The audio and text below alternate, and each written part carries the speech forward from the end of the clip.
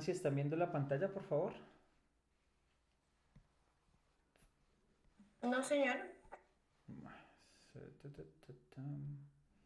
No, señor.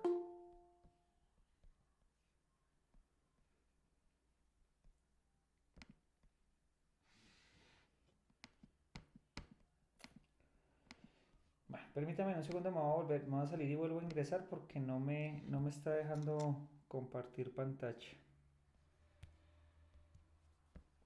Bueno, señor.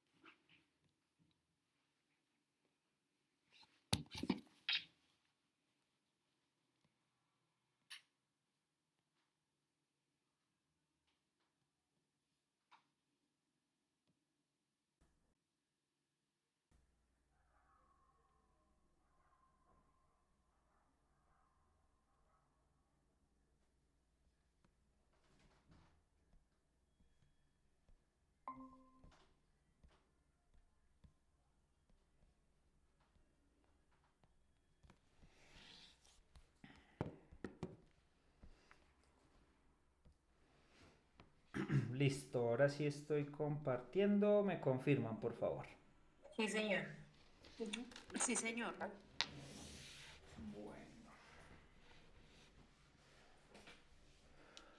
Bueno, entonces estábamos aquí hablando sobre las licencias de carácter laboral. Eh, Hablamos sobre la licencia de maternidad, ¿verdad? Sí, señor. Vamos a la Sí, patria. señor. Entonces, quedamos que la licencia de maternidad actualmente está en 18 semanas para parto sencillo y 20 semanas para parto múltiple.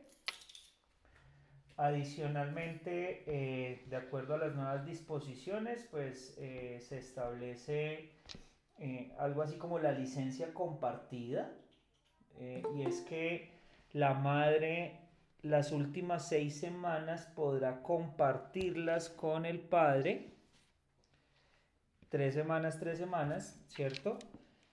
Eh, y pues digamos que no se afectan a nivel de economía. Entonces, por otro lado tenemos la licencia de paternidad, creo que también la vimos, ¿me confirman? Sí, señor. Hola, Liz, no te Sí, señor. estreses, tranquila, descansa.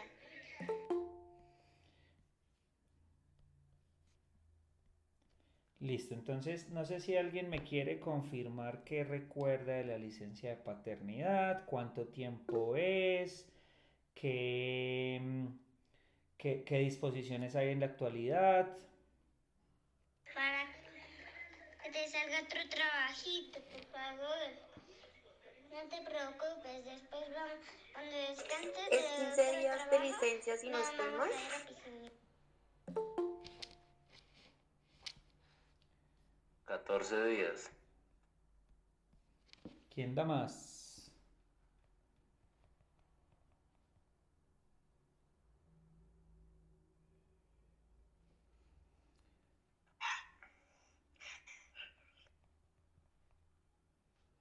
Bueno, entonces retomemos. Ay, profe. Dime. Son 2 semanas con 2 semanas. posibilidad hasta 5 semanas, siempre y cuando se le reste las semanas de la licencia de la madre. Correcto. Muy bien, Luisa. Entonces, efectivamente, la licencia de paternidad pasó de ser de 8 días hábiles a ser una licencia de 2 semanas con posibilidad de extensión a 5 semanas. Sin embargo, esas 3 adicionales serán cedidas o compartidas de la madre y las restará de sus 18 semanas. ¿Listo? Ahora entonces, hasta donde les entendí, llegamos hasta ahí, hasta donde les entendí, no, hasta donde me dijeron, llegamos hasta ahí y ahora vamos a arrancar entonces con licencias de sufragio. La licencia de sufragio es una licencia que se da al ciudadano siempre y cuando éste vote en una urna para unas elecciones principales. Si esto se debe garantizar, pues asegurando que el empleado cumple con el deber de la elección, que es constitucional. Nosotros por constitución política tenemos el deber y la obligación de participar en la elección de nuestros mandatarios. Este tipo de licencia es un tipo de licencia laboral de carácter remunerado y obliga a las empresas a permitirle al trabajador que ejerció su derecho de votación un descanso remunerado de media jornada de trabajo, el cual deberá disfrutar en un tiempo no superior al mes siguiente de la fecha de votación. Es decir, ahorita el domingo tenemos elecciones de Senado y no sé qué otras cosas, ¿cierto? Entonces, si nosotros hicimos uso de ese derecho, nuestro empleador está en la obligación de darnos media jornada de descanso dentro del mes siguiente. Y ese descanso no podrá ser descontado. Esta licencia por el ejercicio del sufragio corresponde a elecciones principales. No hablamos de elecciones principales: alcaldía, senado, cámara, presidencia. No hace parte de elecciones principales lo que son las consultas, referendos, algún tipo de votaciones que se habilitan, pero que no son principales. Entonces ya saben, si no lo sabían, si votan el fin de semana, entonces tienen derecho a tomarse una licencia de media jornada de trabajo. Adicionalmente, tenemos una licencia para el desempeño de cargos de oficiales de forzosa aceptación. ¿Qué es un cargo de forzosa aceptación?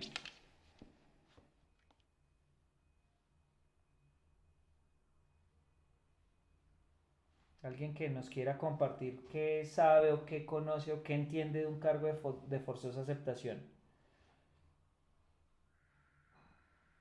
¿Una situación inesperada? ¿Qué más?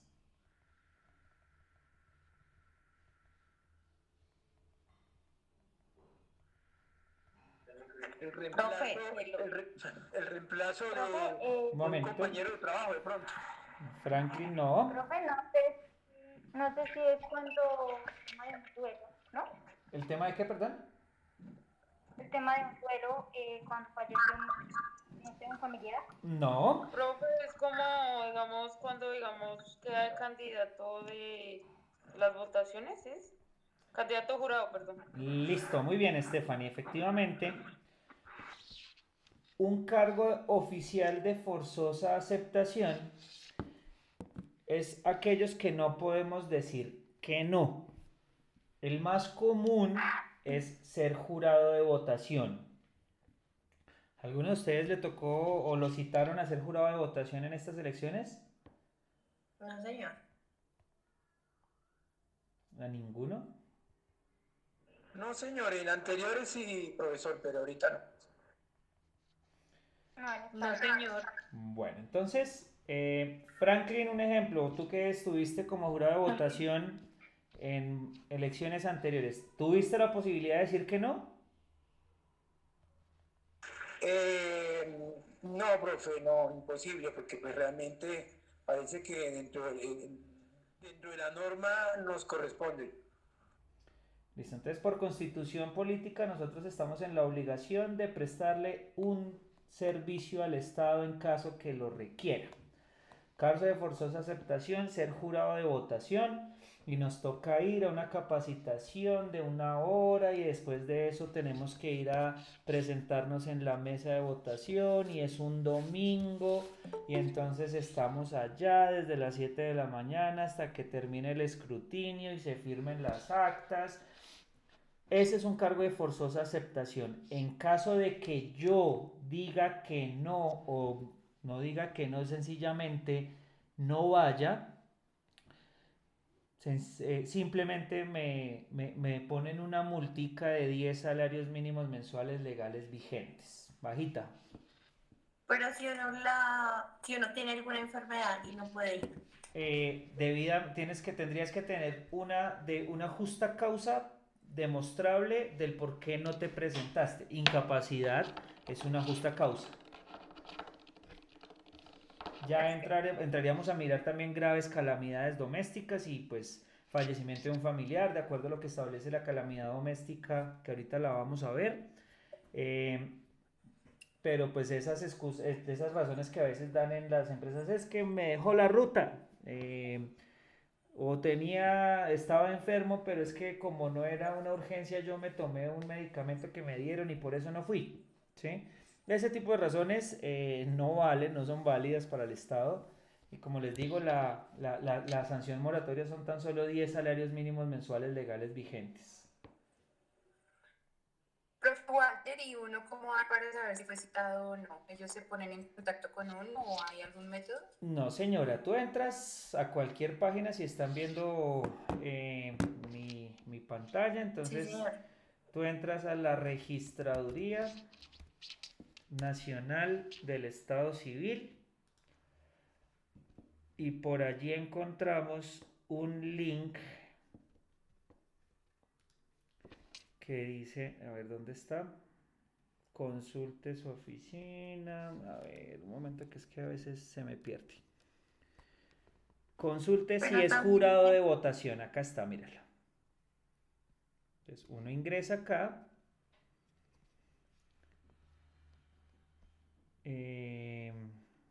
Espérenme un segundo. Consultar si es jurado de votación. No me está marcando la opción. Pero después de que tú entras ahí, él te da la opción de registrar tu cédula y él te dice si efectivamente fuiste o no fuiste convocado a ser jurado de votación, pero es obligación nuestra como ciudadanos estar pendiente de las convocatorias a ser jurados de votación. Pero la registraduría también envía un comunicado a las empresas. Sí, hay varias Sería hay mejor. varias formas. Entonces, normalmente citan mucho a los empleados públicos, son sus primeras bases. Posteriormente, las registradurías locales, las registradurías distritales, hacen un requerimiento formal a las empresas donde le dicen, compártame el listado de sus empleados.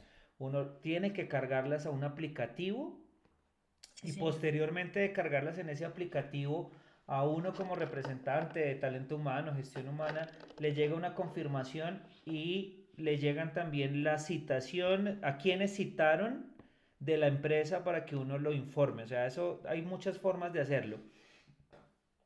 Si la información de contacto está actualizada, es decir, número de celular, correos electrónicos, también por correos electrónicos y por mensajes de texto le envían a una notificación de usted fue seleccionado como jurado de votación y bueno, todas estas cosas, pero igual es recomendación, consúltenlo. O sea, no nos confiemos en que la empresa me tiene que decir porque me ha pasado muchas veces que nadie sabía y me tocaba ser jurado de votación. Entonces es importante consultarlo porque el Estado no perdona una. Profe, pero cuando están por las empresas lo notifican. Sí, efectivamente, las empresas notifican, pero les voy a contar un caso. Hace unos años, no hace mucho, 1 o 2 años, la notificación que me llegó a mí como responsable de talento humano me llegó al correo spam. Y yo no alcancé a notificar a todo el personal. Menos mal las personas se dieron cuenta, sino la empresa es la que se mete en un lío grandísimo.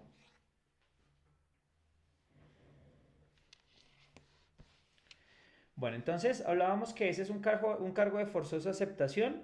En este caso, la persona que haya sido convocada al cargo de forzosa aceptación tendrá derecho a un día de descanso remunerado y podrá disfrutarlo dentro de los 45 días siguientes a la votación.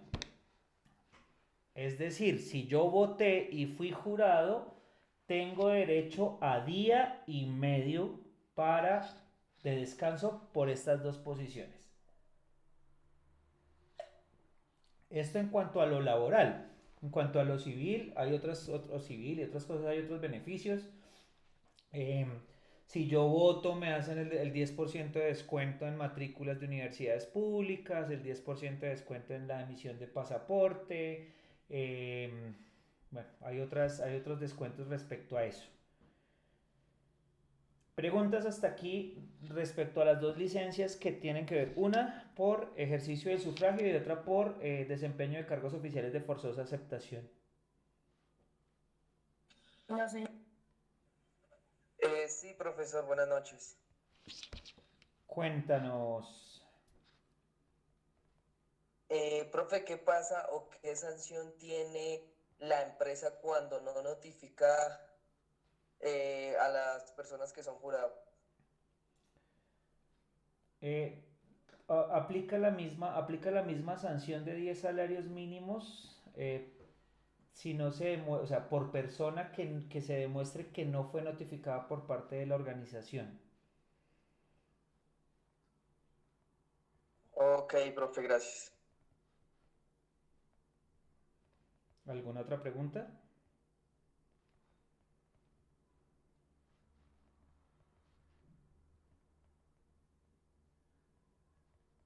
Bueno, entonces, por otro lado tenemos licencias de grave calamidad doméstica.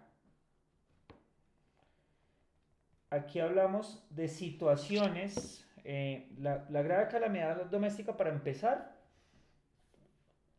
está contemplada en la Constitución Política de Colombia. Por otro lado, la Constitución establece que una grave calamidad doméstica es una situación, obviamente de carácter negativo, sobre las condiciones materiales o morales del empleado, lo cual genera unos sucesos y unas situaciones en las que el empleado no podrá desarrollar las labores de la mejor manera. Nos habla, y aquí voy a hacer una claridad, voy a abrir un paréntesis grande que lo vamos a aclarar más adelante, y es cuando se presenta la muerte de un familiar. Aquí la muerte de este familiar es aquel familiar que no esté contemplado dentro de la ley de luto, que ahorita la vamos a ver. Por otro lado, el secuestro de un familiar, inundación, terremoto, bueno, todas estas situaciones graves que se puedan demostrar. La grave calamidad doméstica está contemplada dentro de la Constitución y las compañías deberán aceptar esta situación por el tiempo que dure y sea necesario para que el trabajador pueda superar la situación. Como hablamos de todos los tipos de licencias, las licencias son pagas, son remuneradas. Las compañías no podrán descontarlo siempre y cuando se demuestre que efectivamente es una grave calamidad doméstica. Muchas situaciones se presentan, entonces, pues, respecto a la mala interpretación de lo que es una grave calamidad doméstica. Entonces, se me rompió un tubo. Eso es una inundación. ¿Ustedes consideran que eso puede ser una grave calamidad doméstica? No, profe, pues en ese caso no. ¿Por Yo qué? diría que sí. Entonces me gusta No, cuando no. cuando hay opiniones encontradas. Bueno, ¿quién dijo que sí? ¿Por qué? Yo digo que sí porque, pues de igual manera, si se rompe un tubo, tú tienes que ir a solucionarlo, mirar cómo haces, porque es una cosa que no está prevista. Sí. Listo. ¿Quién dijo que no?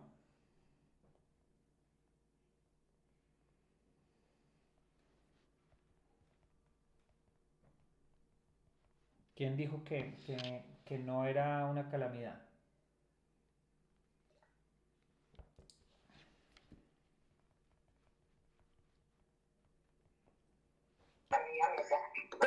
esas calamidades son, digámoslo así, naturales, más no como tal lo del tubo, como el terremoto y así, inundaciones que sean calamidad natural? Digamos que la ruptura de un tubo puede ser o no ser una grave calamidad, ¿sí? Y casi que puede volverse una grave calamidad en el sentido que si yo no lo soluciono, estoy poniendo en riesgo mi patrimonio. Se me rompió el tubo del lavamanos y entonces yo no hice nada. ¿Qué puede ocurrir con todo lo que tengo al interior de mi vivienda? ¿Se daña? Dañarse. Dañarse. Se Entonces, puede inundar el apartamento, la casa.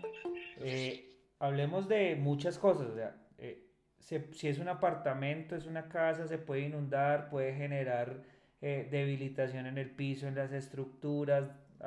Seamos exagerados.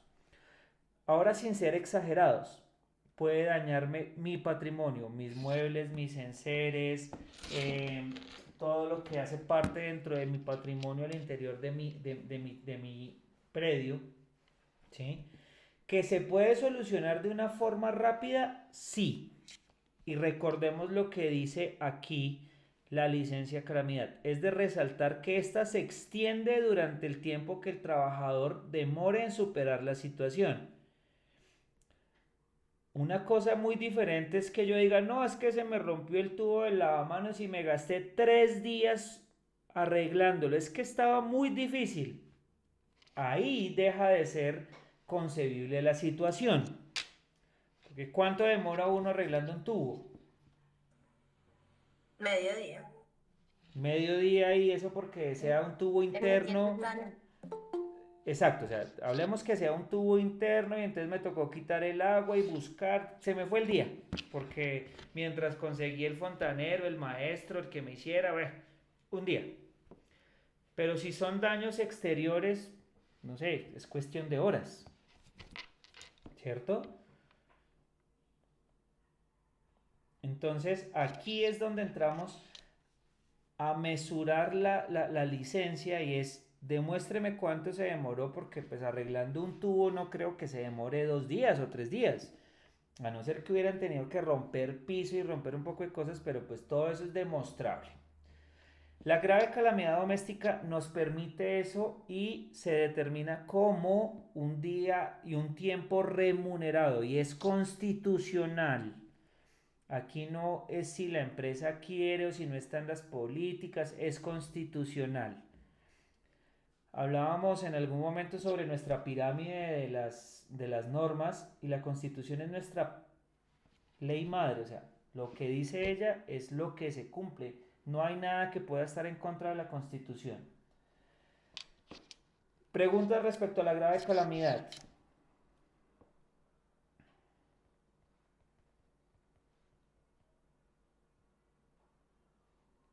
No, señor.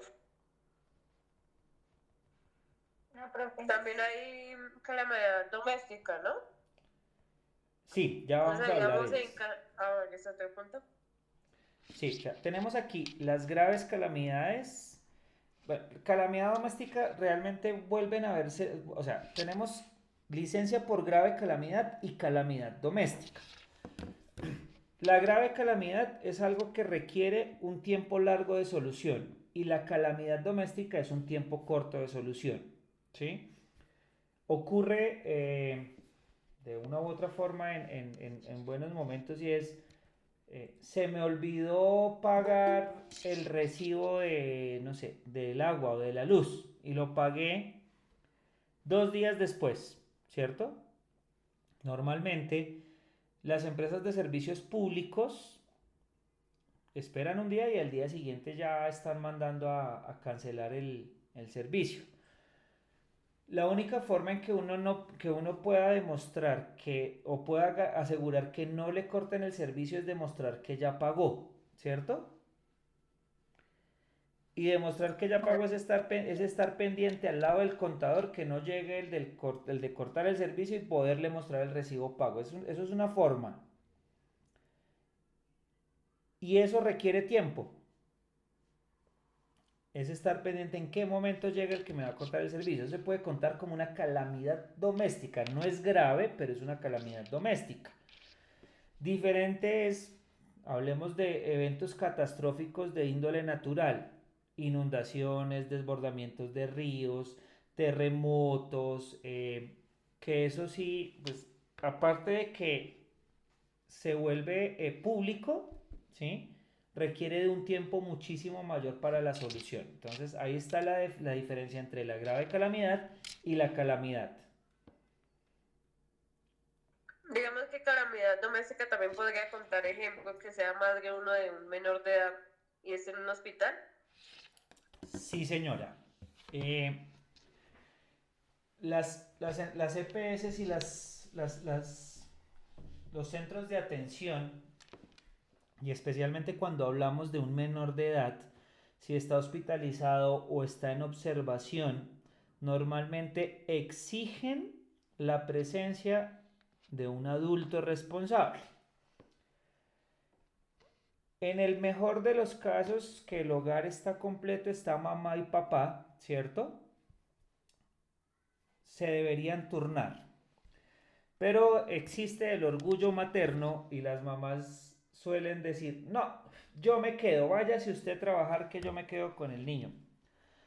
El hospital está en la obligación de emitir un certificado en el cual demuestre, garantice y asegure que la madre del menor tal estuvo en presencia y acompañamiento durante el tiempo de permanencia, y lo podrá uno entregar esto a la empresa y demostrar la grave calamidad, o la otra, irse a su EPS y solicitar una incapacidad por acompañamiento de menor.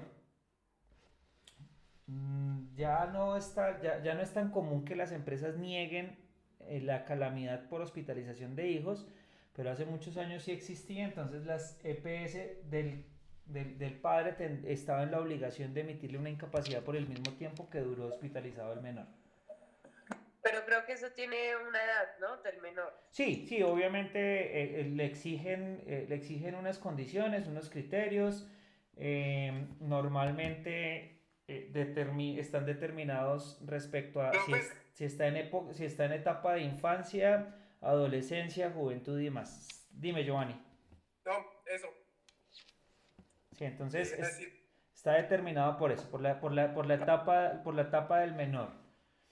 Obviamente un infante hablemos de un infante, es un bebé pequeño, 4, 5, 6, 7 años, pues realmente no va a poder estar solo. O sea, está catalogado, si no estoy mal, espero no equivocarme, a partir de los 12 años ya no es exigible la presencia del mayor. Antes sí, siempre tiene que estar ahí acompañado. Luego viene otro rango de edad, creo que es como entre los 12 y 15, y ya a partir de los 10 y tantos ya uno lo olvidan y lo dejan ahí tirado. Pero entonces, esto es certificable y uno siempre tiene que exigir que le certifiquen que estuvo en presencia para que la empresa acate la grave calamidad doméstica.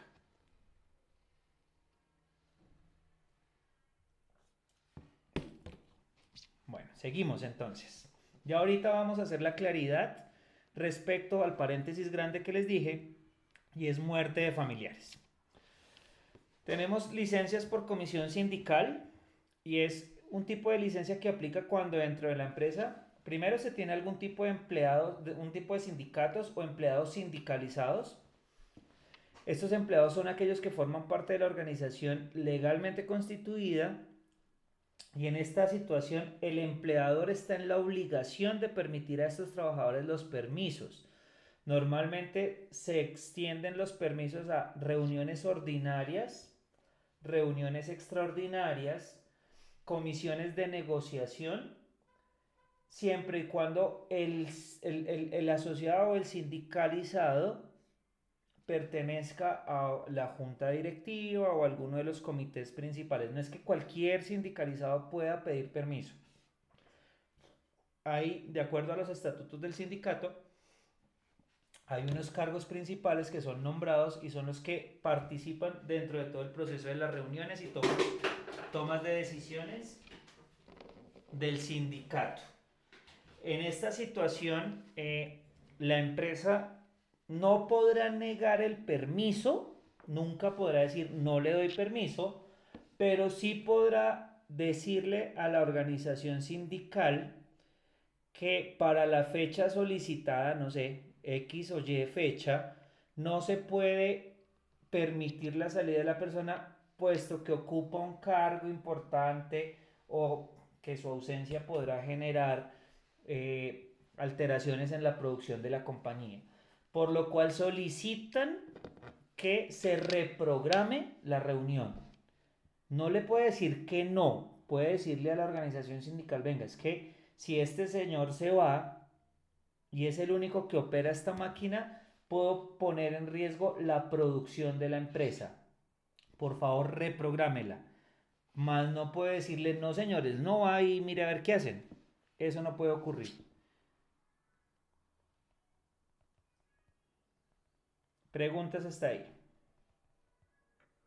Sí, señor, profe, buenas noches.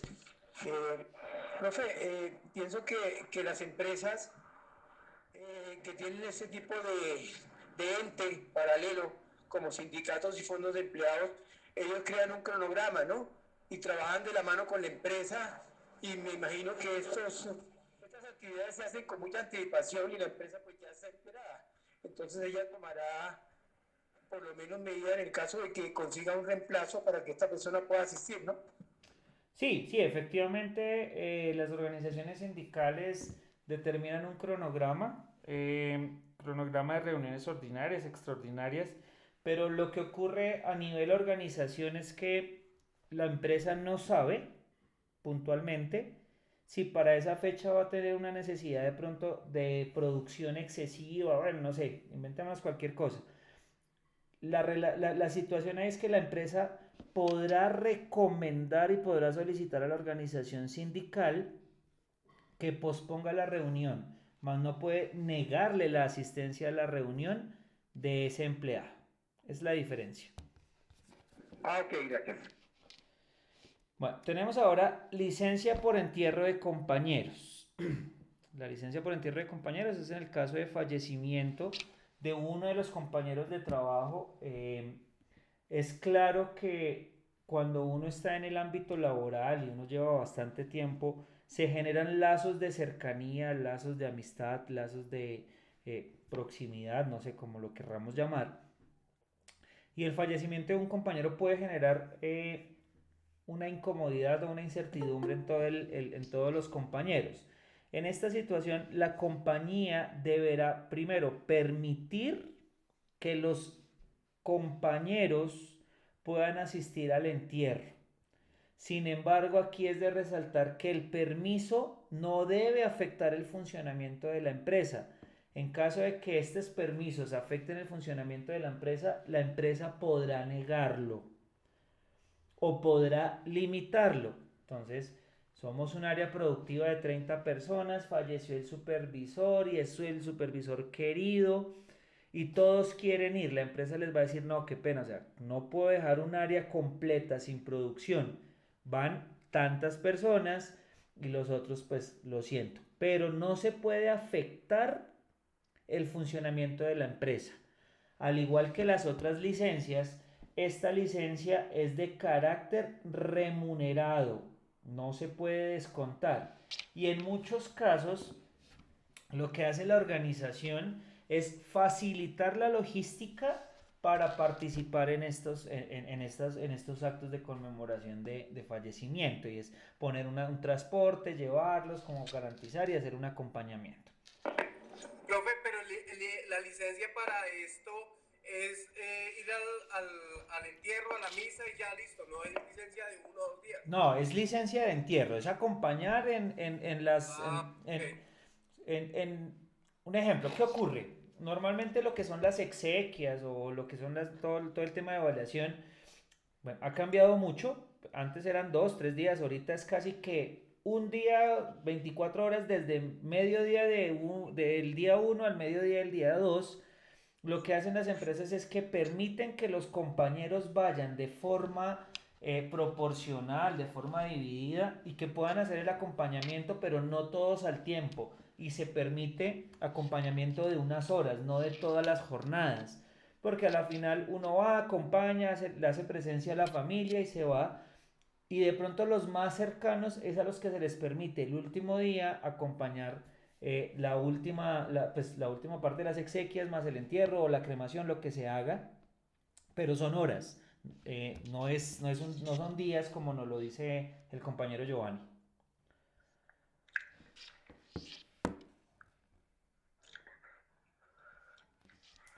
Bueno, tenemos ahora la licencia de luto.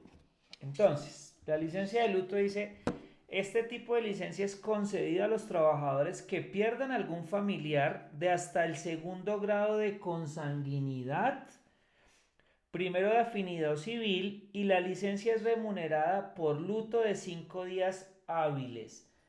No importa la modalidad de contratación, el tiempo trabajado, y es de destacar, como les decía, que esta licencia es diferente a la de calamidad doméstica. ¿Alguno de acá conoce cómo es el proceso y qué es un segundo grado de consanguinidad y de afinidad civil y demás? El segundo Cuando grado son como sería primos hermanos. como papá, la abuela. ¿La abuela sería tercera? Las hermanas, creo, algo así. Los abuelos. Yo Bueno. creería que la primera sería el hijo, la segunda los papás. Papás y abuelos, ¿no? Bueno, entonces vamos a ver qué son los grados, cómo se determinan los grados, porque siempre existe eso como una diferencia, bueno, muchas cosas. ¿Me confirman? ¿Están viendo la imagen? Sí, señor. ¿Sí? ¿Todos están viendo la imagen?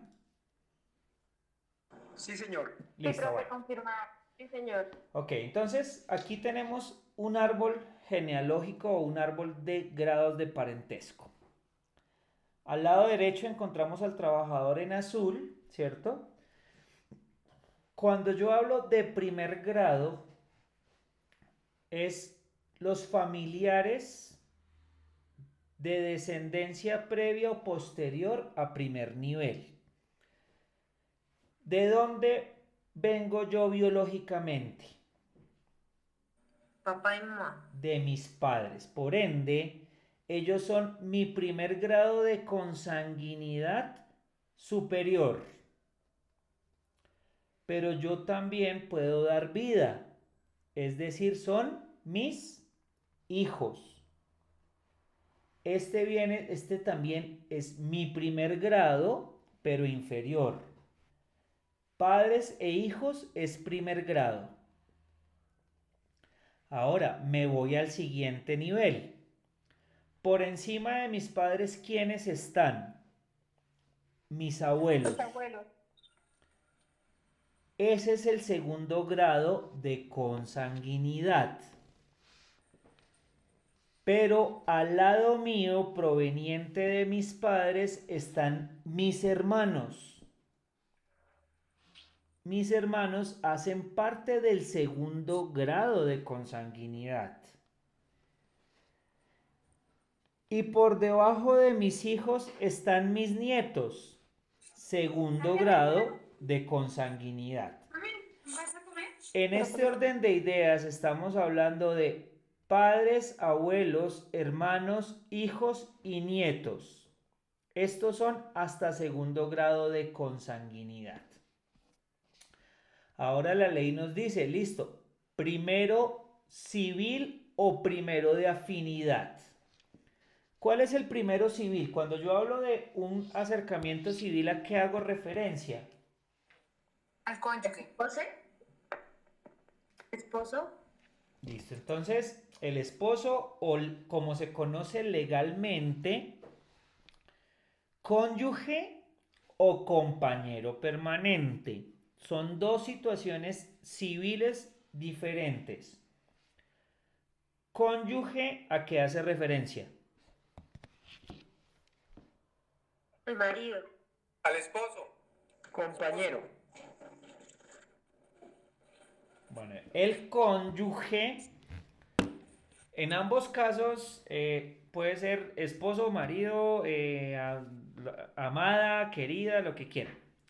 Lo que lo diferencia es la situación civil. El cónyuge, hay una unión legal, sea por lo civil, por lo católico, pero hay una unión legal. Existe un documento, eso se llama cónyuge. Compañero Y si no permanente, dime. Y si no existe, digamos, un papel que lo compruebe, sino, digamos, como dicen eso, esto. Unión libre. Listo, ahí voy. Entonces, cónyuge se llama a la persona con la que tengo una unión legal, sea un matrimonio civil, matrimonio católico, una unión legal. Compañero permanente es cuando existe una unión marital de hecho. Somos pareja, nos fuimos a convivir y nunca hemos firmado un papel, pero somos pareja de hecho, de situación. Eso se llama compañero permanente según la ley. Ambos tienen el mismo derecho, solo que el cónyuge hay un documento físico que lo demuestra y el compañero permanente no lo hay, pero existen testigos, hay hijos y un poco de cosas. Entonces, el primero civil, estoy acá, mi primero civil es es mi cónyuge. ¿Listo? O compañero permanente. Pero también me dice el primero de afinidad. Yo soy afín con el dolor de mi compañero o mi cónyuge. Por ende, me subo un nivel respecto a mi cónyuge. Padre es el primer nivel de mi cónyuge, este es de afinidad. Los hijos que tenga mi cónyuge o compañero permanente también es primer grado de afinidad. En este orden de ideas, la ley me está diciendo, en caso de que fallezcan sus abuelos, sus padres, sus hermanos, sus nietos, sus hijos, su cónyuge o compañero permanente, los padres de su cónyuge o compañero permanente, los hijos de su cónyuge o compañero permanente, tendrá derecho a la licencia de luto que corresponde a 5 días hábiles de descanso remunerado o licencia remunerada, siempre y cuando se demuestre que efectivamente el fallecido hace parte de lo que estoy diciendo, ¿sí? ¿Cómo demuestro yo mediante un documento que mi hermano es mi hermano?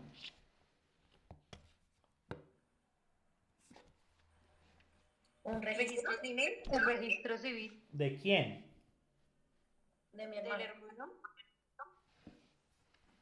¿Y de quién más? De ambos. De los dos. De ambos. De Y los de dos. padres de ambos. Porque en teoría no, en la práctica y en la realidad, en ese registro civil ambos vamos a tener en común como mínimo un padre, ¿cierto? Eso demuestra que somos hermanos. Y pues ya empieza uno a entrar a mirar cómo demuestro yo que mi abuelo es mi abuelo y cómo demuestro yo que mi nieto es mi nieto y bueno, pero los documentos hoy en día son mucho más fáciles. Si yo quiero demostrar que mi abuelo es mi abuelo, entonces saco el registro civil de mi padre, donde dice que los padres de mi padre son ellos, y saco un registro civil mío donde dice que mi padre es mi padre y el padre de mi padre.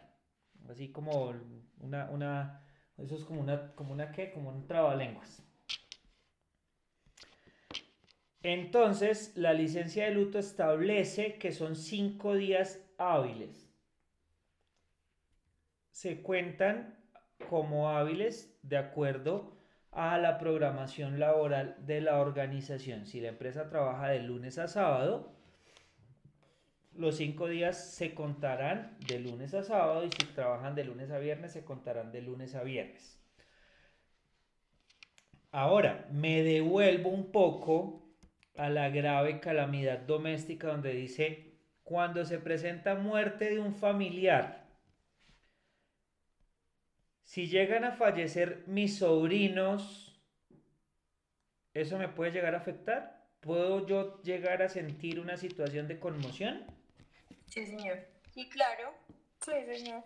Ok.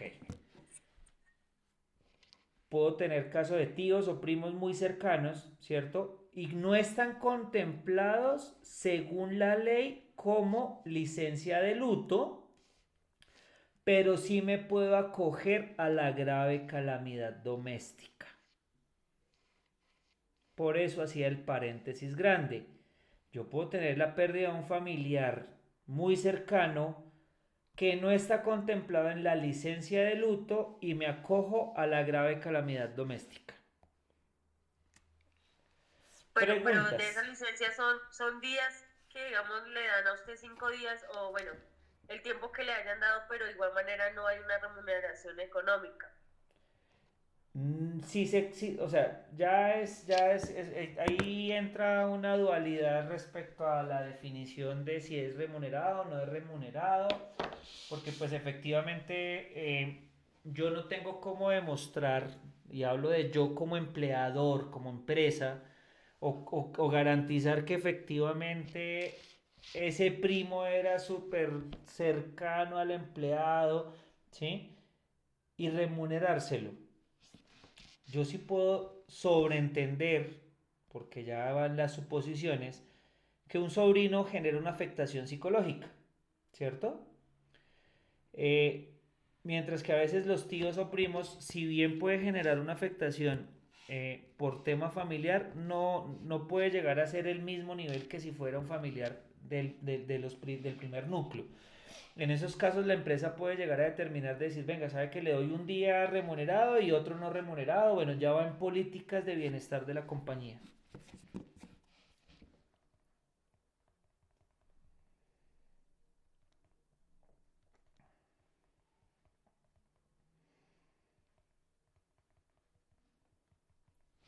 Preguntas hasta ahí.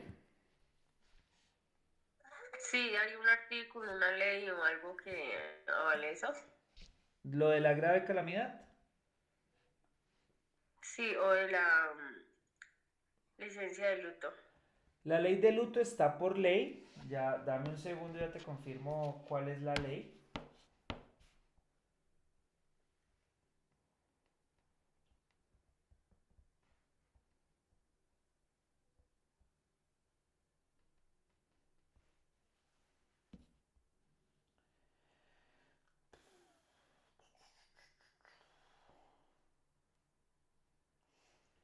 La ley de luto está contemplada en el artículo 57 del Código Sustantivo de Trabajo. Y la grave calamidad doméstica, ya te digo.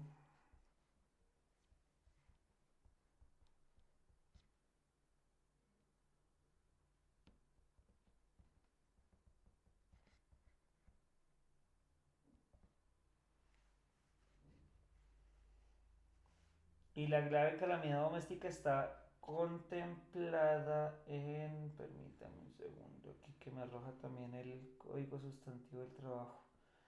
Pero el sustantivo no dice remuneración, nada de No, remuneración. no, él no habla nada de remuneración. No la encuentro aquí fácilmente para no demorarme más, pero la grave calamidad doméstica es constitucional, pero no establecen la remuneración. Ahí sí ya no puede, ya ellos no definen, porque pues sería meterse en camisa de 11 varas, definir si es que usted tiene que pagarlo, no importa los días, no. Ahí ya depende de la organización, sus políticas de bienestar y demás.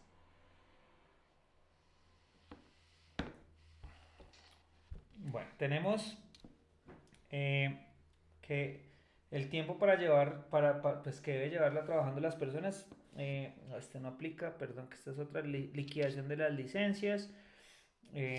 Las licencias se deben liquidar de acuerdo al IBC de las personas, es decir, cuánto gana un día, eso es lo que le tengo que pagar. Pensiones de alto riesgo, lo vimos en la ley 789, igual que trabajos de alto riesgo. Bueno, preguntas hasta ahí respecto a las licencias.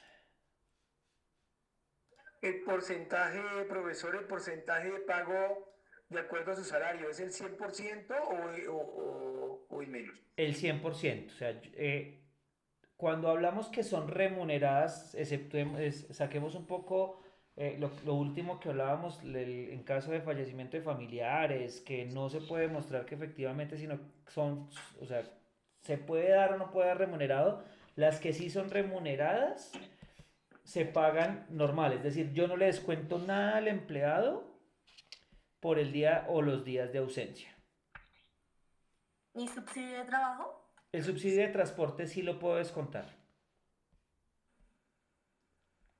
Porque a la final el auxilio de transporte es un auxilio que se da a la persona para que se traslade desde su casa hasta el lugar de trabajo. Si no está yendo, yo le puedo descontar el auxilio de transporte. Es decir, el subsidio no constituye salario. El auxilio de transporte para algunas prestaciones sí constituye salario, sí hace base prestacional. Hablamos de cesantías, primas e intereses de las cesantías. El auxilio de transporte se tiene en cuenta para esa liquidación. Pero ¿qué ocurre? ¿Cuál es la naturaleza del auxilio de transporte? Es facilitarle un dinero al empleado para que se traslade desde su vivienda hasta el lugar de trabajo, ¿sí? Si la persona está en una grave calamidad doméstica, una licencia de luto, yo le voy a seguir pagando los días de salario, no le voy a descontar el salario, pero no le voy a pagar el auxilio de transporte, porque no se está trasladando de la casa al trabajo. ¿Lo mismo en la licencia de maternidad? Igual, la licencia de maternidad, cualquier tipo de incapacidad, mejor dicho, cualquier tipo de ausencia, remunerada o no remunerada, que tenga el empleado y que no asista a laborar, me permite a mí descontarle esos días del auxilio de transporte. ¿Así sea por la ARL? Por lo que sea. Porque la naturaleza del auxilio de transporte es dar un dinero para que la persona se traslade hasta la empresa. Sí, ahí no le van a pagar por el tema de que usted no va a ir, independientemente por incapacidad o por lo que sea. Exacto. O sea, a la final... Señora, Profe, una pregunta. dime. Cuando uno es practicante no, sino Aprendiz.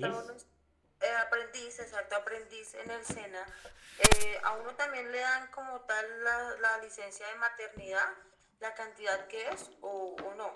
Sí. O tendría que ser obligatoria. La licencia de maternidad es un también derecho. la licencia de maternidad. Exacto. La licencia de maternidad es un derecho de protección a la madre y al menor. En el caso de los aprendices, las empresas, como no es un contrato de trabajo, pueden optar por dos caminos. El primero, como la persona está en estado de embarazo, ¿cierto? Porque inicialmente arranca un estado de embarazo, el contrato de aprendizaje es 6 meses, por poner un ejemplo. Y la aprendiz reportó estado de embarazo en el mes 4. Yo como compañía puedo optar por decirle al SENA, hágame por favor una ampliación y extensión del contrato de aprendizaje de esta persona por estado de embarazo. ¿Para qué? Para que me sigan valiendo a esa persona dentro de mi cuota de aprendices. Yo tengo que hacer una proyección hasta la posible fecha de parto. O la otra es finalizar el pago del auxilio de aprendizaje en los 6 meses que terminan, pero yo debo seguirle pagando la seguridad social a esa persona. Lo que opta uno como compañía es solicitar la extensión de validez de ese aprendiz. Ahora, viene la segunda parte y es la licencia. La licencia de maternidad no la paga la empresa, la paga la EPS. Tuvo el menor la aprendiz, se radican papeles ante la EPS y si la EPS reconoce económicamente la licencia de maternidad por las 18 semanas, la empresa le va a pagar la licencia de maternidad por las 18 semanas.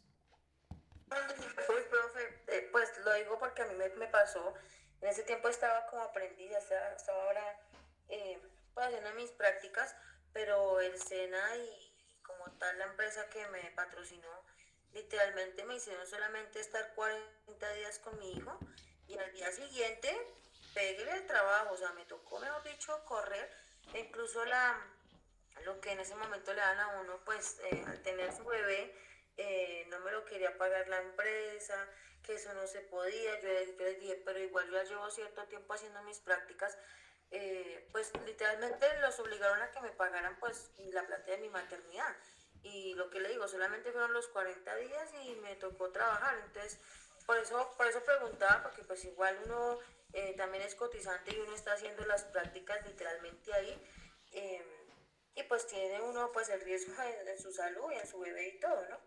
Lo que ocurre es que el contrato de aprendizaje es una modalidad distinta y no es una modalidad de contrato de trabajo. Es un contrato de aprendizaje y tiene unas exigencias y unas garantías distintas, ¿sí? A diferencia de un contrato de trabajo, el contrato de aprendizaje no se le obliga a pagar auxilio de transporte, solo se hace aporte a salud y a ARL.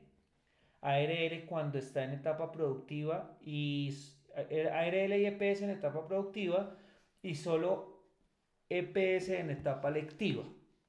Entonces, pues digamos que es una connotación distinta y ahí es entrar a mirar qué dice la EPS, qué políticas se definen, pero lo único que sí es claro es que se debe garantizar el mínimo vital del menor que está por venir y es un tema de atención integral en seguridad social que es salud.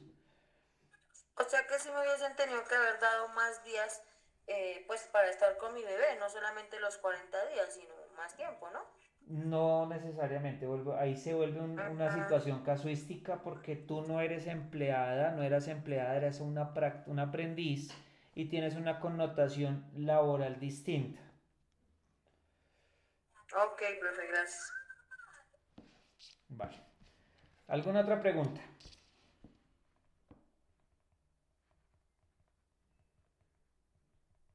¿Dudas, inquietudes? Sí, profe, yo tengo una pregunta. Teniendo en cuenta lo que estamos hablando de los contratos normales, a términos fijos, indefinidos o civiles, bueno, el de aprendiz, porque siendo ellos más vulnerables, se les restringe, por ejemplo, eso de los pagos de las licencias o los auxilios de transporte. Bueno, respecto a vulnerabilidad, pues digamos que eso es una palabra muy amplia. Sin embargo, a la final, el contrato de aprendizaje que está establecido en la ley 789 define que el contrato de aprendizaje es un espacio que le está abriendo la compañía a una persona en estado académico para garantizarle herramientas técnicas, tecnológicas, enseñanza y mostrarle la vida laboral. Es decir, yo le estoy pagando un auxilio de sostenimiento a una persona mientras le enseño. Esa es la connotación y esa es la naturaleza del contrato de aprendizaje. ¿Sí? Mientras que a una empresa, a un empleado normal, yo sí le puedo exigir rendimientos, a un aprendiz no. Yo a un aprendiz no le puedo exigir resultados porque le estoy enseñando, le estoy dando herramientas para poderse enfrentar a la vida laboral. Yo le estoy dando es un beneficio, el beneficio se lo está llevando el aprendiz y no me lo estoy llevando yo. Esa es la connotación del contrato de aprendizaje. Obviamente puede estar desvirtuada la realidad, pero esa es la connotación y por esa razón es que se determina que el contrato de aprendizaje no tiene una remuneración, pago de prestaciones sociales y mismos beneficios que un empleado.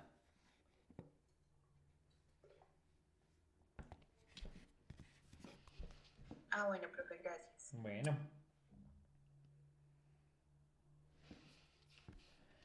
Bueno, entonces, si ya no tenemos más dudas, vamos a entrar al último tema, que es temas de organizaciones sindicales. Profe, que para molestarle una preguntita. Dime. Una pregunta, pero cuando cuando un trabajador le dan una incapacidad de 7 días, ¿la paga la EPS o la paga la empresa?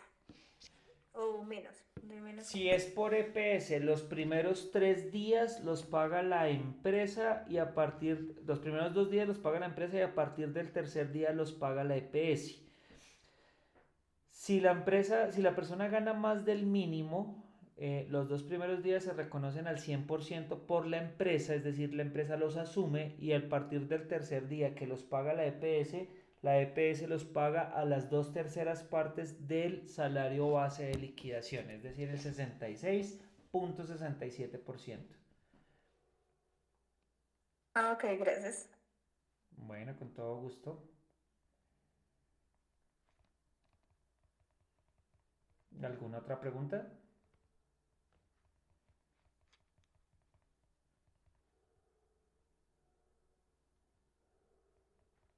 Bueno, entonces pasamos a las organizaciones sindicales, que les decía, es el último tema. Es un tema pues muy denso, porque realmente el tema sindical es muy denso, es muy complicado por muchas cosas, por entendimiento, por análisis, por situación, por cómo se vive, por cómo no se vive. Bueno, vamos a hacer un barrido general de todo el tema sindical. Nuestro objetivo pues es brindar elementos conceptuales sobre el derecho de asociación y contribuir pues a un fortalecimiento en competencias y criterios que se abordan dentro del proceso de negociación colectiva en las entidades. Para arrancar, pues debemos partir con una base. ¿Y qué es un sindicato? ¿Qué saben ustedes? ¿Qué es un sindicato? Sindicalismo me suena como una persona como encargada o que ha copiado, digamos, un grupo de personas dando un objetivo, no sé, o todo lo contrario. Es el grupo Conformado por líderes de una empresa o trabajadores de una empresa, profesor, es un grupo de más de 3 personas para formar un sindicato. No, es un grupo de personas elegidas por los mismos trabajadores para formar el sindicato, para que lo represente frente al empresario. Y para mi concepto propio, los sindicatos quiebran muchas veces las empresas. Vemos el caso de Ecopetrol, Cantón Colombia, que lo quebró esa empresa y la empresa lo liquidó dándole la empresa y lo que hicieron fue fracasarla. Bueno, listo. Ahí escuché un par de comentarios. Efectivamente, una organización sindical es una reunión de un grupo de personas. Eso es lo primero que nos da que nos da el punto de partida para determinar qué es un sindicato. Sin embargo, la razón principal de un sindicato tiene una claridad. Y esa claridad la vamos a ver a continuación. Primero, según el Manual de Defensa de los Derechos Laborales de la ANS, el sindicato es una asociación de trabajadores, es decir, la unión de 2 o más trabajadores que se unen para defender y promocionar los intereses de carácter profesional, económico y social de sus miembros. Esa es la naturaleza del sindicato. Nos unimos todos y unas personas puntuales que están en la cabeza del sindicato se encargan de promocionar y promover y defender los intereses profesionales, económicos y sociales. Sin embargo, lo decía nuestro compañero, tristemente se ha desvirtuado la naturaleza de la creación de un sindicato y se han vuelto los sindicatos, no todos, porque no puedo hablar de todos y ni asegurar de todos, pero algunos sindicatos se crean es por exprimir a las empresas, porque creen que las compañías se están llenando de plata, porque se están lucrando a costillas de los empleados y desconocen muchas situaciones y lo que hacen es formar un sindicato, y vuelvo a digo exprimirlas, y como decía nuestro compañero, casi que llevarlas hasta la quiebra. Eso ocurre y esa es una de las razones por las cuales con toda tranquilidad y con toda objetividad lo digo, a nivel de la posición empresarial son mal vistos o mal deseados los sindicatos en las compañías. Ahora vamos a hablar respecto a la historia del sindicato. La historia del sindicalismo, y vamos a hablar a nivel mundial, a nivel universal, proviene de 4 o 5 momentos principales. Estamos hablando del siglo pasado. Primero, arranca con la revolución industrial y puntualmente en la primera etapa de la revolución industrial entre 1760 y 1870,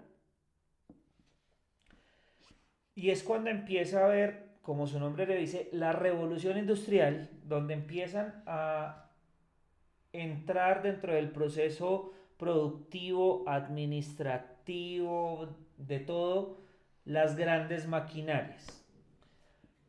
Y la revolución industrial arranca con una máquina, con una sola máquina que revolucionó todo el contexto laboral a nivel mundial y puso a tambalear al ser humano en el sentido de me están quitando la posibilidad de hacer lo que yo hacía.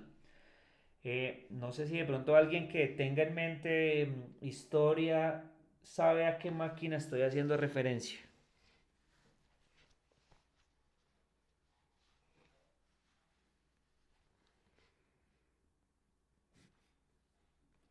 La época de Jaime Ford, profesor. No, Ford es muchísimo más para acá. La máquina de vapor. Efectivamente, la máquina de vapor, que es una locomotora, ¿cierto? La locomotora, digámoslo abiertamente, le quitó trabajo a muchos hombres, porque todo lo que se movía con caballos, con semovientes, con lo que fuese, fue reemplazado por una máquina que, impulsada a vapor, jalaba muchísima más fuerza y reducía la cantidad de personas para el movimiento. Aquí empezó la revolución industrial.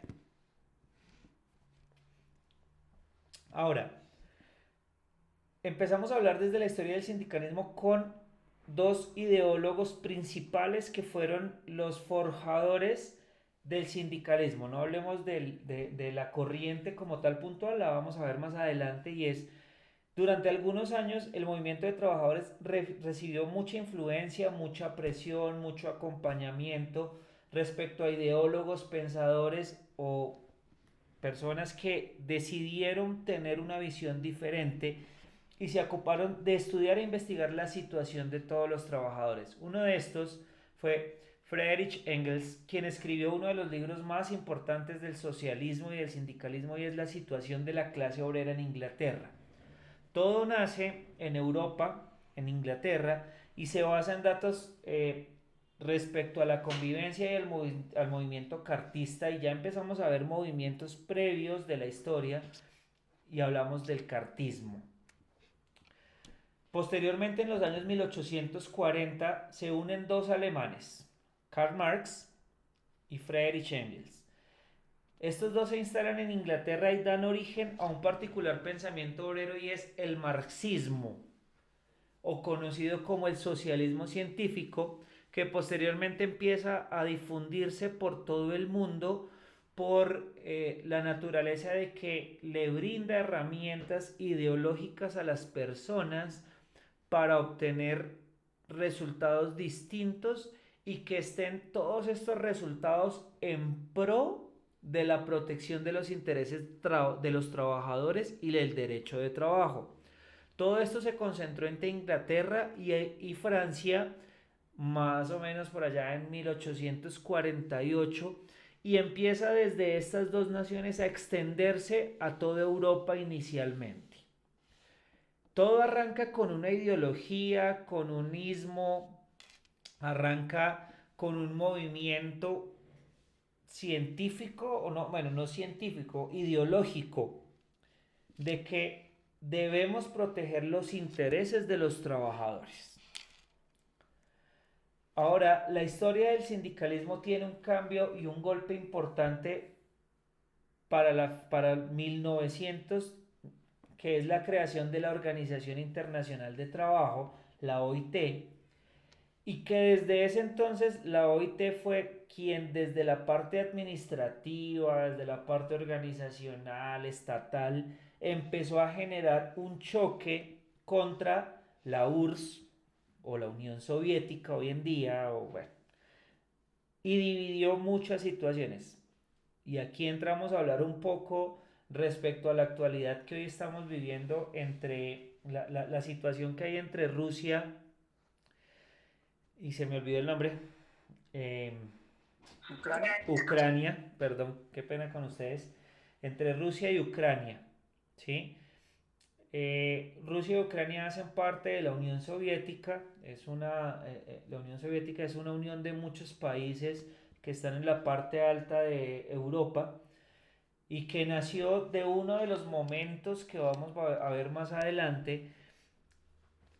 Se crea la Organización Internacional del Trabajo y es la que busca defender los intereses laborales, los intereses personales de aquellos que estaban siendo afectados por la intervención de la antigua Rusia. Damos paso después de todo esto a la Primera Guerra Mundial. 4 años de guerra. Se enfrentaron, en este caso, los estados alemanes, rusos, austrohúngaros y otomanos, de los cuales actualmente, ¿cuáles conocemos? De esos 4. Alemania y los rusos. Alemania y ruso. El austrohúngaro y el otomano no son tan conocidos hoy en día, sin embargo hay rezagos y hay existencias de esto. 4 años de guerra dan paso a la Primera Guerra Mundial, en donde empezó a verse el esclavismo a nivel bélico, donde todos los hombres eran obligados a ser parte de las escuadras militares de los países, y es cuando empiezan a ser un líder de esos históricos imponentes en Alemania. ¿Y estamos hablando de quién? ¿De Hitler? De Hitler, muy bien. Posteriormente, para 1939, estamos hablando de 21 años después, y esta sí duró más años, 6 años, Segunda Guerra Mundial, es cuando se comienza a desarrollar todo el conflicto y se suele situar más o menos en septiembre con la invasión que ejerció Alemania sobre Polonia. Y es cuando Hitler empezó con su idea de invadir todos los países que estuvieran cercanos a Alemania para volver la Alemania nazi, y quería fundar y quería colonizar todo lo que correspondía al gran imperio europeo. Pero de todo este proceso hubo una división importante en la parte de Europa, y fue lo que podría ser el imperio europeo y la Unión de la República Socialista Soviética, URSS, que hoy en día es la que está en guerra, ¿sí? Quien en su momento hizo una alianza con Inglaterra y Estados Unidos, y logran derrotar todo el fascismo y se crea el campo socialista internacional. Y empiezan a darle fortaleza a todo el concepto socialista que básicamente soporta el sindicalismo. Y aquí, pues, aprovechando la situación, no sé si ustedes han tenido la oportunidad de escuchar, conocer cuál es la disputa que hay entre Ucrania y Rusia. que Ucrania quiere ingresar a la OIT, o bueno, algo de Estados Unidos. Sí. A la OTAN. Eso. Sí, a la OTAN. Bueno, entonces, más allá del cambio político, efectivamente, salirse de la URSS y pasar a la OTAN es cambiar de régimen político. Rusia, con su líder Vladimir Putin, entonces ellos tienen una situación y es que él controla toda la parte alta de Europa. ¿Sí? Si nosotros entramos a ver un mapa de Rusia, Rusia es casi que el 70% de la Unión Europea a nivel de dimensión, pero Rusia solo tiene acceso a mares congelados, Sí, ¿cierto? señor. Y Ucrania tiene muchos. Ucrania tiene acceso a mares de aguas cálidas y adicionalmente tiene un canal. Al salir Ucrania de la Unión Soviética y pasar a pertenecer a la OTAN, Rusia perdería el control de este canal, de este paso, y perdería mucho poder. Y eso sin nombrar toda la riqueza natural que tiene Ucrania. Entonces, la pelea principal pues es un tema de deslealtad aparente de Ucrania por la Unión Soviética hacia Rusia, porque más o menos en 1991, si no estoy mal, muchos de los países pertenecientes a la Unión Soviética se declararon en independencia. Antes todo era la Unión Soviética y ahora sigue nombrándose la Unión Soviética, sin embargo está Rusia, está Ucrania, están muchos países más que se independizaron a nivel de tener su propia administración, digámoslo de esta manera. Ucrania quiere hacer parte de la OTAN y perder ese control que tiene con Rusia porque actualmente el rublo, que es la moneda de la Unión Soviética, si no es, yo estuve mirando las estadísticas financieras hace un par de días, un rublo está valiendo alrededor de 25-26 pesos colombianos en este momento. Entonces imagínense la decadencia económica que tuvo y todo después por esa guerra que se está desatando, ¿no? Cerrando el paréntesis, entonces posteriormente a esto le damos paso a la Revolución China. La Revolución China inicia en 1927 y pues en esta revolución se enfrentaron los nacionalistas de Kuomintang, encabezados por el generalismo de Chiang Kai-shek, y se enfrentan nada más y nada menos que contra Mao Zedong. En todo este proceso, pues Mao Zedong es quien gana toda esta revolución y debido a su victoria, él instaura la República Popular China. Eso fue en Pekín, 1949. Y todas estas situaciones lo que están generando y lo que hacen es un exceso de fuerza, exceso de poder respecto a la posición y a la situación de manejo respecto a la sociedad, en donde ellos no tienen poder de decisión, donde no tienen una capacidad de decidir cuál es su camino y empieza a verse muy, muy, muy marcado el esclavismo. El esclavismo se da y todas las peleas se dan por posiciones ideológicas diferentes. Y uno de los quiebres dentro de toda la historia es la caída del muro de Berlín. Ocurre entre 1961 y 1989. Y el muro de Berlín fue un muro de seguridad que se construyó para separar las Alemanias, la Alemania oriental y la Alemania occidental, y lo tumban. Se tumba el muro de Berlín porque habían dos sociedades distintas divididas por un muro que eran una misma sociedad. Los mismos habitantes de estos dos distintos países, de estas dos Alemanias, fueron quienes toman la decisión al, al ver que los bloques triunfantes de la Segunda Guerra Mundial, que fue Alemania, ¿cierto?, rompen los paradigmas y demuestran que la sociedad unida puede hacer mucho más que los pocos que están dentro del manejo del poder. La caída del muro de Berlín es principal y es uno de los momentos más importantes al nivel del socialismo o el sindicalismo, ya que rompen todas esas barreras de la bipolaridad, la multipolaridad y demás, y demuestran que puede llegar a volverse una unipolaridad, y es ustedes y nosotros somos los mismos y defendamos nuestros derechos.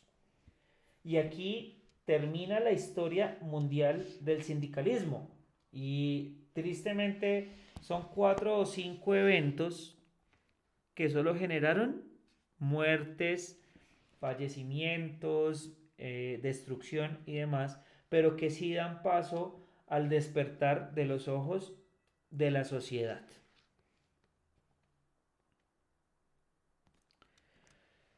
Y ahora entramos a hablar del sindicalismo en Colombia. El sindicalismo en Colombia arranca en inicios de 1900, 3 décadas más o menos empieza a moverse, y todo esto se da por la invasión de inversión norteamericana en Colombia para automatizar o para tecnificar los procesos de 3 áreas productivas importantes que tenía nuestro país: el petróleo, el banano y el oro.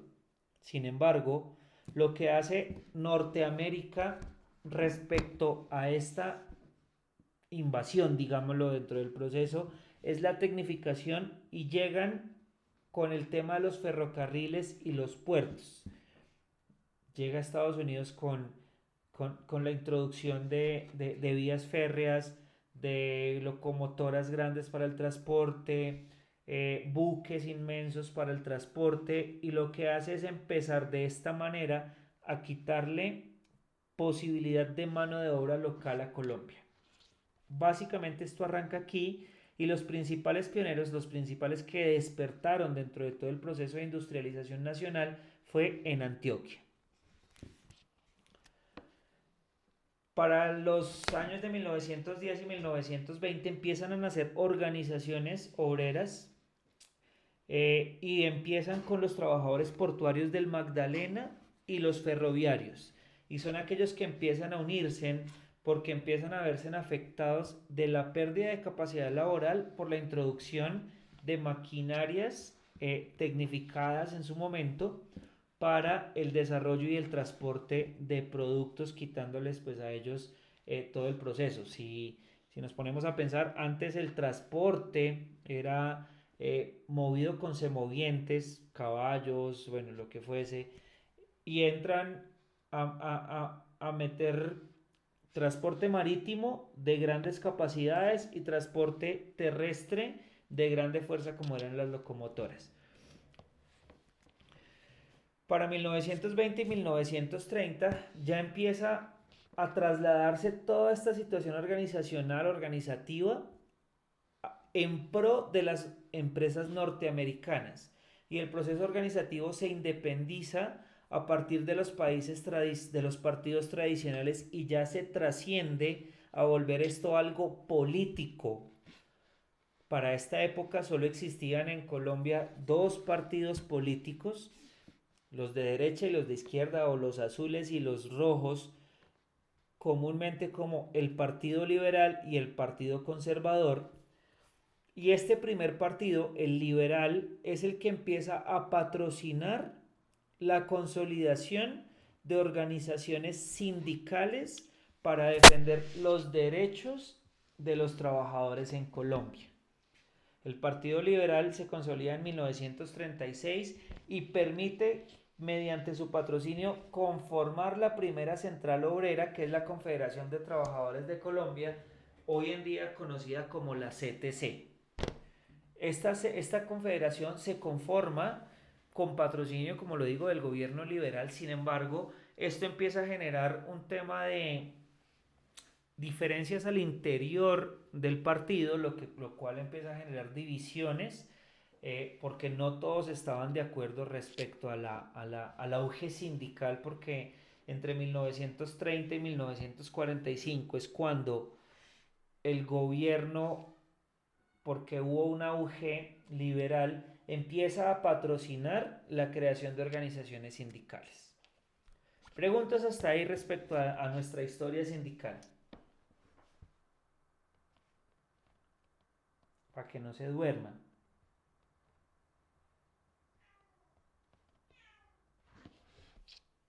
Se durmieron. Sí, está aburrido. Pura historia. No estoy dormida, pero no tengo preguntas. Bueno, me encanta la sinceridad. La sinceridad ante todo, me parece muy bien. Bueno, ya cambiando un poco de toda la historia, porque a veces la historia es aburrida. Que me despertó. Bueno, entramos al derecho de asociación. Entramos a hablar sobre la normativa del derecho de asociación y empezamos con la Constitución Política del 91. El artículo 55 de la Constitución es el que nos garantiza que tenemos el derecho a la asociación y a la negociación colectiva. Luego de esto, tenemos una serie de convenios de la Organización Internacional de Trabajo acogidos por Colombia, que son el 151 y el 154, el cual nos habla sobre la protección a los derechos sindicales y el procedimiento para determinar condiciones de empleo, y por otro lado, el que fomenta la negociación colectiva.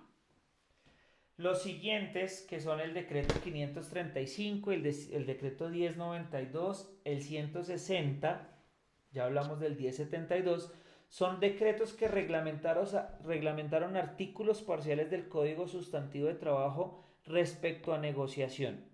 Empleados públicos en inicio, porque la parte sindical se vio muy fuerte en el sector público, ya después de muchos años fue que se empezó a trascender al sector privado, y para el año 2015 es cuando entra el decreto 1072, que es el decreto único reglamentario del sector de trabajo y que compiló el decreto 1060.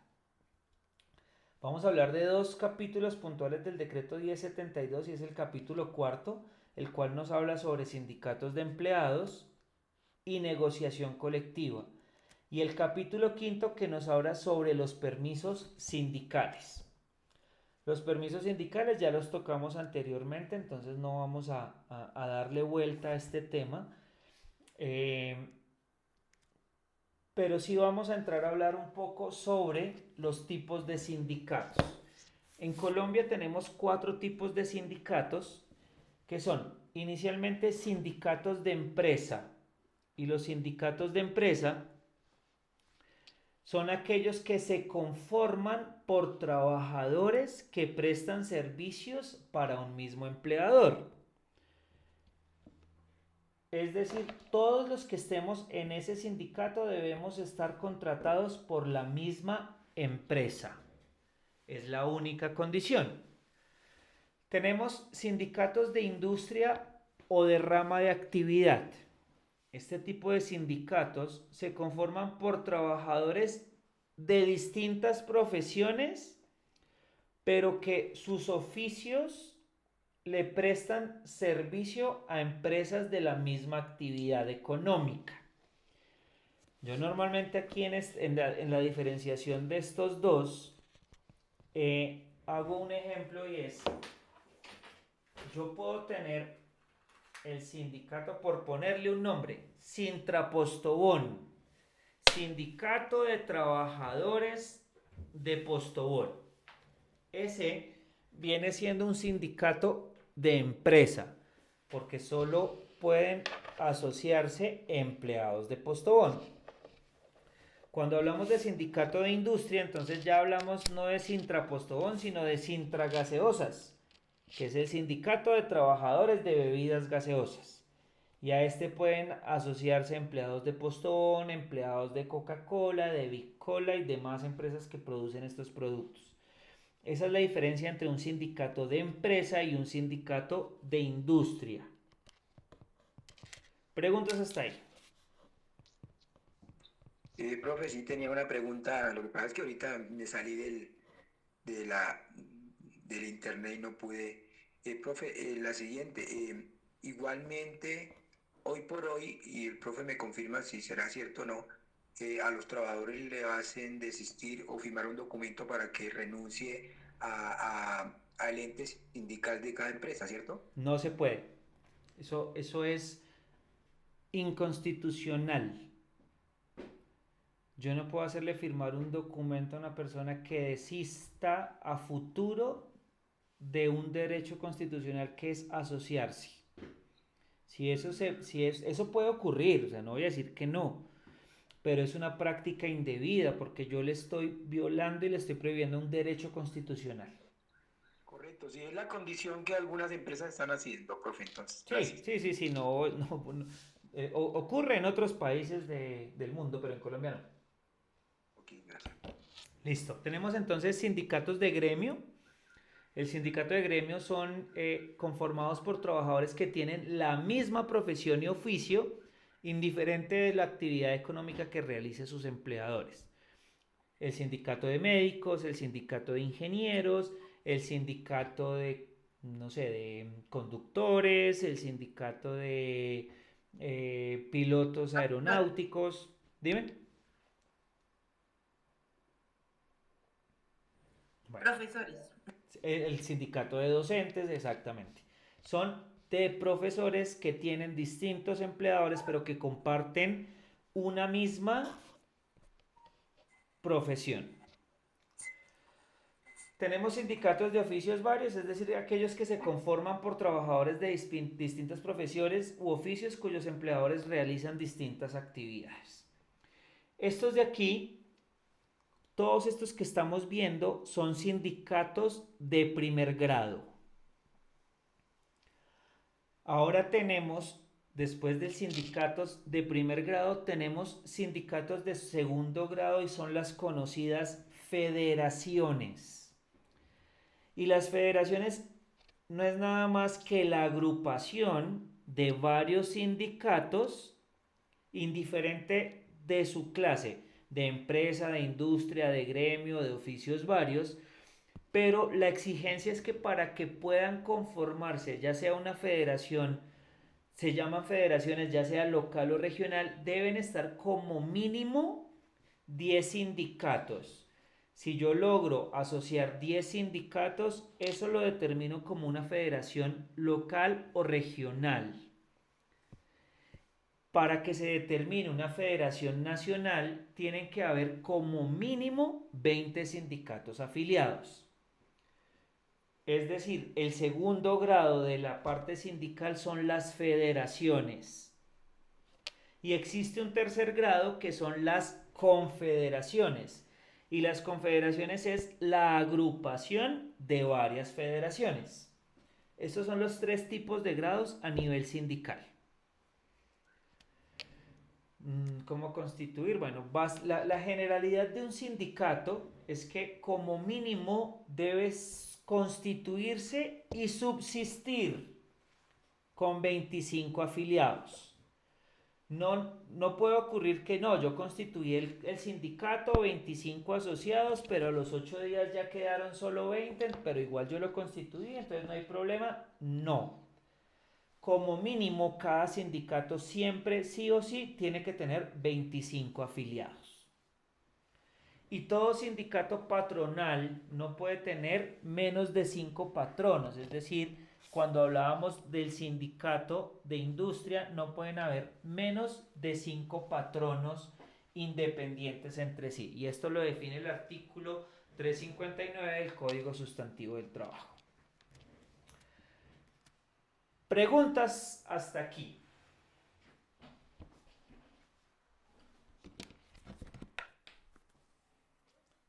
¿Tienen alguna fecha o eso es vitalicio? ¿Tienen alguna fecha de caducidad? Hay que estarlos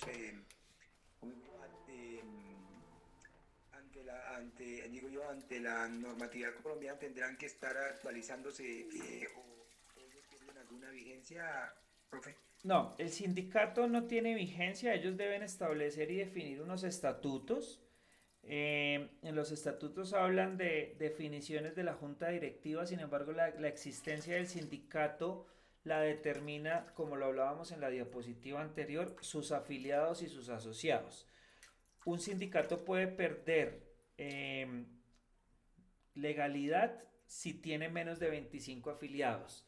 Una compañía, por ejemplo, que tuviese un sindicato de empresa y se dé cuenta que el sindicato tiene menos de 25 afiliados, puede solicitar ante la oficina del Ministerio del Trabajo la pérdida de legalidad de este sindicato al no tener los afiliados definidos por el artículo 359 del Código Sustantivo del Trabajo. Lo otro que ya ocurre, que no es la vigencia del sindicato, es cuando hablamos de los resultados, sea de la convención colectiva o el laudo arbitral. Cuando hablamos desde la parte de negociación, el sindicato pasa un pliego de peticiones a la empresa y entra en un proceso de negociación, ¿sí? Si en el proceso y en los tiempos iniciales de negociación directa se llega a un acuerdo entre la empresa y el sindicato, se suscribe un documento que se llama convención colectiva. Y este establece puntualmente todos y cada uno de los beneficios que se obtuvieron a raíz del pliego de peticiones. Si no se llega a un acuerdo en la primera instancia de negociación, procede el entregar el proceso de negociación a 3 jueces o conocidos como árbitros. Son jueces, uno lo escoge la empresa, el otro lo escoge el sindicato y el tercero lo escogen entre ambas organizaciones y le entregan el poder decisorio de las peticiones a estos 3. Estos 3 jueces toman la decisión y se instaura un documento que se llama laudo arbitral. Es la diferencia entre una convención colectiva y un laudo arbitral, pero a la final es la decisión de los beneficios que se otorgan a raíz de la negociación colectiva. Profe, yo tengo una pregunta. Sabemos que según la cantidad de personas inscritas, bueno, depende de eso de que se pueda legalizar el sindicato o no, pero la empresa como tal tiene que cumplir un requisito específico para que logre tener un sindicato o evite tener un sindicato, porque me surgía la duda cuando usted habló de las empresas de gaseosa, por ejemplo, lo identifique como si fuera algo nacional.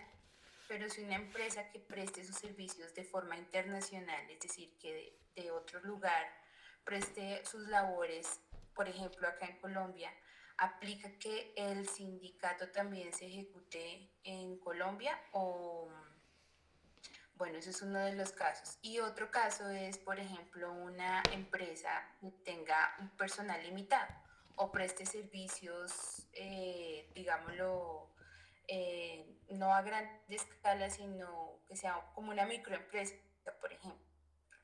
Bueno, respecto a tu ¿Pueden primer... esas empresas también tener un sindicato? Claro que sí. Respecto a tu primer caso, a tu primera pregunta, digamos que tendríamos que entrar a determinar, hay clasificaciones de empresa según su alcance. Tenemos empresas nacionales, multinacionales, internacionales, transnacionales y globales. Las más grandes, que son internacionales, multinacionales, transnacionales y globales, difieren de muchas formas. Voy a hablar puntualmente de un nombre, un ejemplo. Una empresa McDonald's. McDonald's es una razón social, es un nombre comercial, pero franquicia.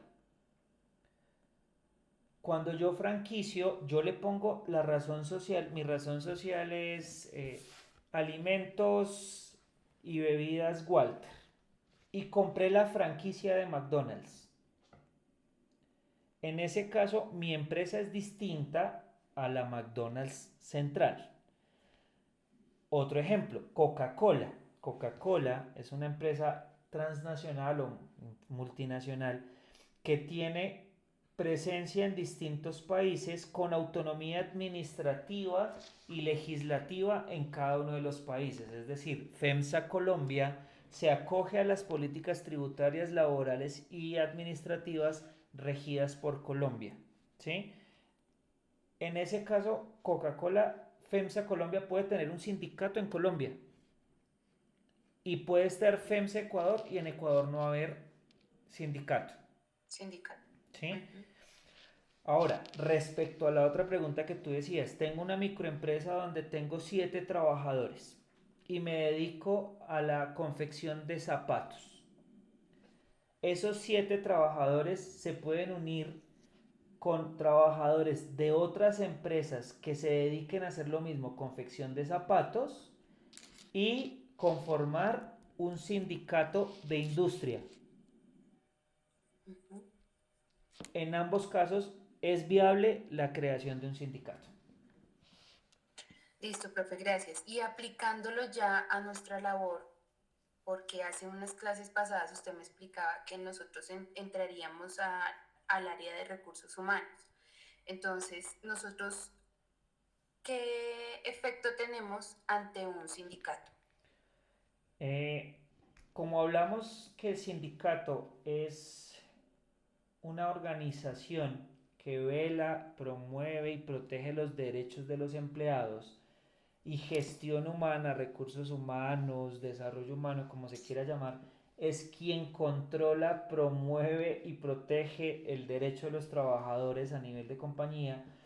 La persona de gestión humana de la compañía es la que se encargaría de tener la comunicación y control directo con el sindicato.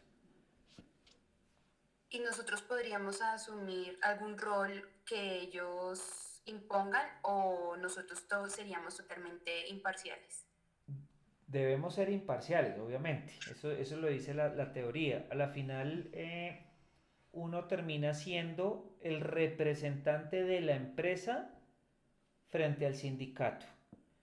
Uno es el que recibe los pliegos de peticiones, uno es el que los escucha, el que asiste a las reuniones que lo inviten y puede participar en los procesos de negociación, porque al final uno está defendiendo los derechos de los trabajadores, pero pues de una u otra manera uno entra a defender los derechos de la empresa.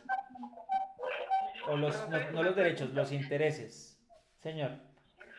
Tengo una pregunta, pero la parte administrativa puede hacer parte del sindicato, puede ser un Claro, afiliado. claro que sí. O sea, cualquier empleado puede ser parte del sindicato. Pero no tiene voz y voto porque los que tienen voz y voto son los de la convención, los directivos del sindicato. Lo que ocurre es que, a ver, a la final todos los afiliados al sindicato de una u otra manera van a tener voz y voto. ¿En qué momento tengo yo como afiliado voz y voto? Y es en el momento que yo voy y voto por mis representantes de la junta directiva. ¿Sí? En ese momento yo estoy ejerciendo mi derecho al voz y voto. Pero frente a un nivel de negociación, yo negocio es con la junta directiva del sindicato, no con todo el sindicato, sino con las personas que el sindicato en plenaria eligió para que los representara. ¿Sí? Son unos casos puntuales. Efectivamente, las personas administrativas pueden hacer parte del sindicato. Lo que ocurrirá es que si la persona de recursos humanos pertenece al sindicato, deberá declararse impedida de muchas cosas dentro del proceso de negociación porque no puede ser juez y parte.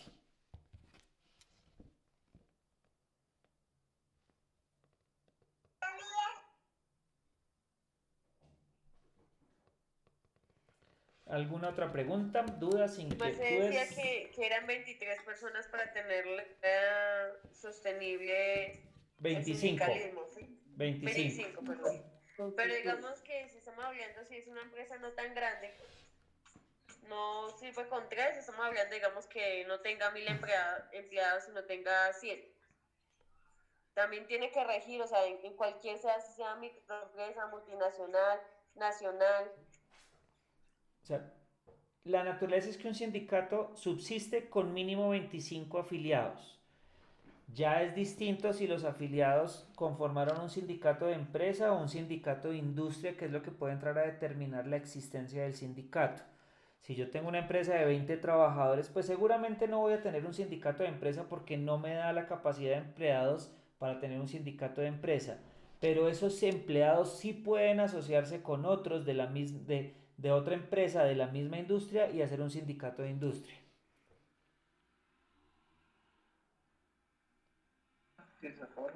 Profe, una pregunta. Al conformar un sindicato en una empresa, ¿se tienen que registrar ante alguna entidad? Sí, el sindicato tiene que registrarse ante el Ministerio de la Protección Social. eh, Deben primero elaborar un acta de fundación. En esa acta de fundación se deben suscribir todos los asistentes, como mínimo 25, que fueron los que conformaron la organización sindical. Deben elaborar un acta de elección de la junta directiva, que también tiene que estar definida. Deben elaborar un acta de asamblea donde aprobaron los estatutos de la organización sindical. Deben radicar también la nómina, es decir, los nombres, cédulas y cargos de la junta directiva y nómina completa del personal. Tienen que radicar esto ante el Ministerio del Trabajo para que el Ministerio de Trabajo les dé la denominación de sindicato y reconozcan su existencia. Si no lo hacen ante el Ministerio de Trabajo, no hay existencia y no hay viabilidad jurídica para que el sindicato subsista. Gracias, profe, muy amable. Bueno, ok.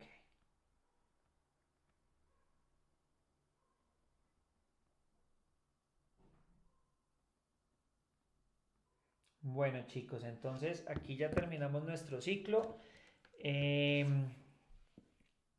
Yo les confirmo mañana, en el transcurso de la mañana, si la reposición de la clase de ayer la logro hacer mañana. Tengo otros compromisos con otros grupos, entonces voy a ver si alcanzo a hacer el desplazamiento, pero yo en la mañana les confirmo, o si no, pues revisamos qué día la podemos hacer. Ya arrancaríamos con el siguiente ciclo y los 2 siguientes temas. Entonces, pues no sé, muchísimas gracias. Si tienen alguna pregunta.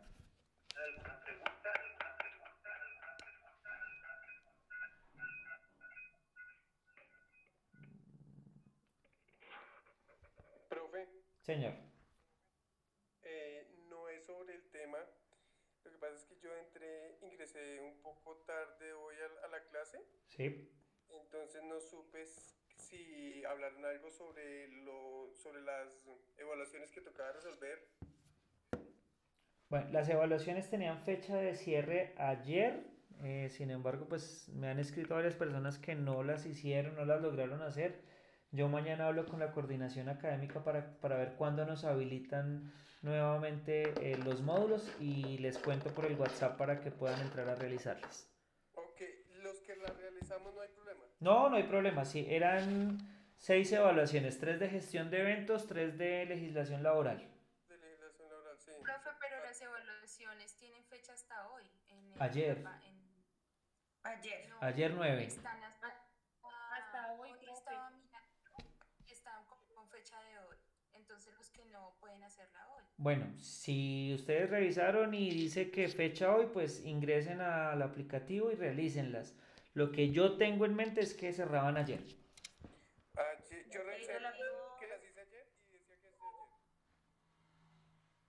Y en el aplicativo, ¿cómo lo busco? Es que la verdad no sé manejar. Estoy realizando y todavía está abierto. Ok, bueno. Medianoche está abierto. Entonces, tienen que ingresar a www.ecfi.com.co.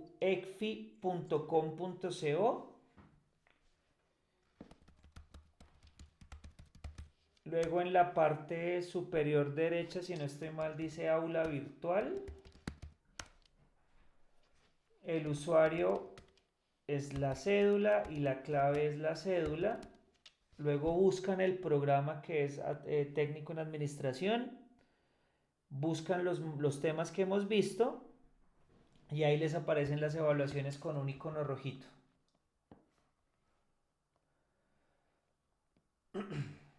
Gracias. Bueno, listo chicos, muchísimas gracias por su atención. Nos vemos entonces mañana, les confirmo a ver si nos vemos mañana y pues que descansen, que pasen una feliz noche y muchísimas gracias por su atención. Gracias, profe. Buenas noches. Feliz noche, hasta luego. ¿El mapa usted lo recibió? Yo reviso todos los mapas y mañana les envío un listadito con los que he recibido para que verifiquen los que de pronto no me hayan llegado o no aparezca para garantizar eso. Bueno, gracias. Gracias. Lo envié por WhatsApp. Sí, sí, yo reviso mañana y les digo cuáles recibí. La lista de... Señor. Profe, la lista de asistencia es igual, ¿cierto? Sí, señor. Por el mensaje de texto. Sí. Una pregunta. Señora.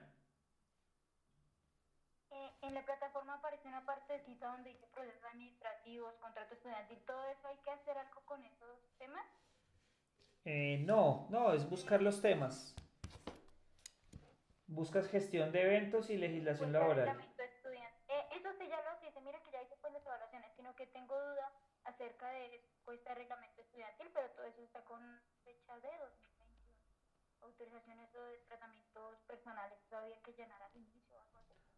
Me tocaría entrar a revisar sobre la plataforma y porque ahorita no tengo el acceso para decirte si ya tienes diligenciado todo, pero igual, pues eso, si no lo has realizado, lo puedes realizar más adelante. Era algo de registro inicial. Bueno, vale. Vale, profe, feliz noche, gracias. Bueno, hasta mañana, que descansen. Hasta mañana, gracias, profe.